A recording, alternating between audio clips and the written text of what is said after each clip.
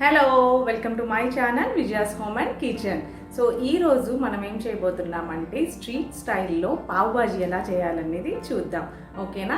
మీరు ఈ వీడియోని స్కిప్ చేయకుండా ఫస్ట్ నుంచి లాస్ట్ వరకు చూడండి అండ్ స్పైసీగా ఉండే పావ్ బాజీని టేస్ట్ చేయండి. Okay, let's go.